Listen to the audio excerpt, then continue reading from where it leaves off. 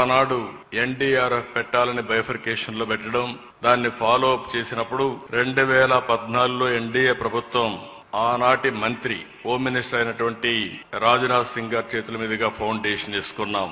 అదే మరి national institute of disaster management campus కైతే 2018 అప్పటి ఉపరాష్ట్రపతి వెంకయ్యనాయుడు గారి చేతుల మీదుగా శంకుస్థాపన చేసుకున్నాం. ఈ రెంట్ కూడా దగ్గర మనం చూస్తే 50 ఎకరాల భూమి ఇచ్చాం. ఈ రోజు పూర్తి క్యాంపస్ పూర్తి చేసి అమిత్ షా గారి చేతుల మీదుగా ఈ రోజు ఫౌండేషన్ మళ్ళా ఇనాగరేషన్ చేసుకున్నాం. దీనికి మనస్ఫూర్తిగా కేంద్ర ప్రభుత్వాన్ని అభినందిస్తున్నాను. ఆ రోజు స్టార్ట్ చేసింది కేంద్ర ప్రభుత్వం, ఎన్డీఏ ప్రభుత్వం. మళ్లీ ఈ రోజు మనం దీన్ని ఇనాగరేషన్ చేసుకోవడం కూడా వారి చేతుల ద్వారా చేసుకునే పరిస్థితికి వచ్చాం. ఎప్పుడు కూడా ఎన్డీఆర్ఎఫ్ అనేది నేను చాలా సందర్భాల్లో చూశాను. ఏ డిజాస్టర్ వచ్చినా ఫస్ట్ గుర్తొచ్చేది ఎన్డీఆర్ఎఫ్ గుర్తొస్తుంది. ఏ డిపార్ట్మెంట్ లో ఎప్పుడు ఎవ్వరూ చేయలేని పనులు ఏదైనా ఉంటే అది చెయ్యగలిగే శక్తి ఎన్డీఆర్ఎఫ్ కుంది.